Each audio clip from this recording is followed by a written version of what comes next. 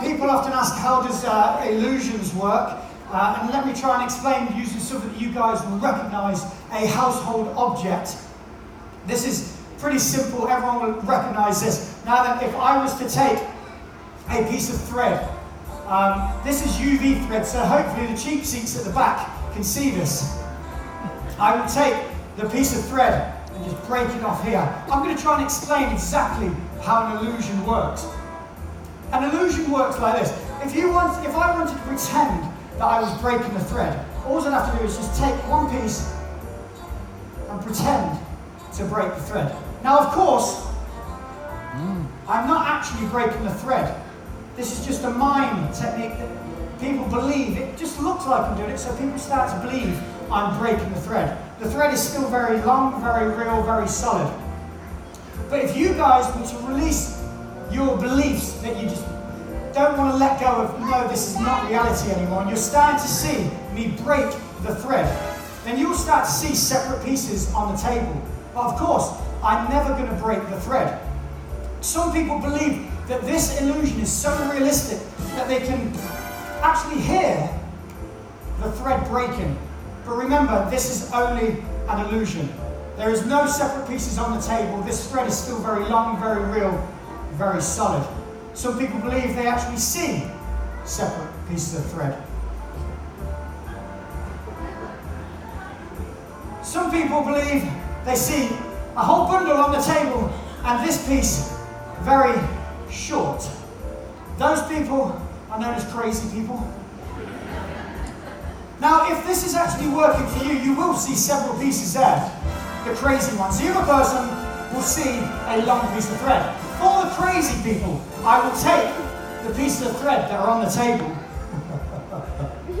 I gather them up into a ball. As I gather them up into a ball, this is an illusion. I'm not actually doing it. I gather it into a ball and I just do a little tap, just like that. And then I stick it on the thread. If I stick it on the thread, you'll see it just hangs. And when it hangs, it looks like it's just hanging there, which it is. And remember, the people that thought they saw several pieces, that was only an illusion. You look confused. You don't believe me.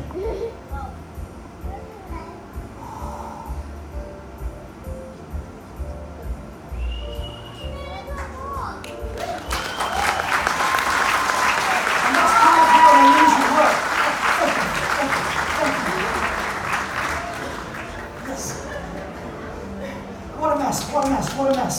Now then, I'd like to tell you a little story. How about that? Would you like a story? Okay. I will use over here. Sir, Jordan, are you shuffling the cards? Shuffle, shuffle, mixing, mixing. Happy, happy. Washing, washing. Okay, Jordan, I'm going to tell these guys a little story with this pack of cards. You keep on shuffling, you're my finale. I take a pack of cards. People often ask, if you guys can see this on the screen, people often ask, when I work on a cruise ship, do I go to the casino? Well, unfortunately, I don't get the chance to go to the casino because they write on my name badge that I'm a magician. That makes me not allowed to go through that area. But if I was allowed to go into the casino, would I play? Yes. Would I cheat? Yes. Anyway, I'd like to tell you a little story about me and 52 of my friends.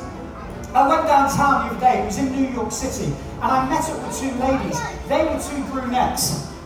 I was talking to them for only, say, 1, 2, 3 minutes, and their friends came along. They were two redheads. They said to me, hey, what's your name? I didn't want to give them my real name, so I had to come up with something really quickly. I said, hi, my name is Jack. They says, what are you doing this evening? I says, I'm not too sure. They says, would you like to come with me? We're going to a place known as 673 King Street. I said, sure, what's happening there? They goes, oh, it's going to be a great night out, but there is a cover charge of $25. I says, not a problem. My phone rang at that point. I quickly answered it. I said, hello, Jack speaking. It was my friend. He said to me, hey, what are you doing this evening? And I says, I'm not too sure. Just met up with some ladies. I think we're going to 700 and something King Street. The girls looked at me straight away and said, no, no, no. It's actually 673 King Street. I'm really bad with remembering things like that. And he turned around, well, actually, I had to say to him straight away, actually, I've made a mistake. It's actually 673 King Street. Oh, and there is a cover charge. Do you remember the cover charge? It was $25. He turned around to me and he said, $25? I said, yes. He goes, there's a problem, I've only got $10. I knew he was lying. He goes, okay, I've got $20. I says, come on. He says, all right. I've actually got $40. Can you lend me some money? I said, sure. He said, Jack, you're a great guy. I'll see you there. So I got to the club with the girls, arm in arm. Anyway, I got to the club and there were some tables at the back of the room and I was like, hey, I've got some cards. How about we have a game of poker? So the first gentleman goes, hey, if you've got the cards, give me a decent hand, will you? Give me something like 2 4s and 3 8s. I said, sure. I give him 2 4s and 3 8s. I said, sir, you've just got a... Next gentleman next to him goes, well, if you can do that, give me 1 8 and 4 9s. I says, there's 1, 2, 3, 4 9s. You're winning. That's 4 of a kind. He seems to think that he's winning, but the gentleman right next to him turns around and he says, hey, give me something better than that. I want 4 aces. I said, sure, there's 4. 1, 2, 3, 4 aces. You seem to be winning. He went to take the money. I slapped his hand really quickly. And he said, Jack, there's no possible way you could beat me. I said, but I still have a few cards left in my hand.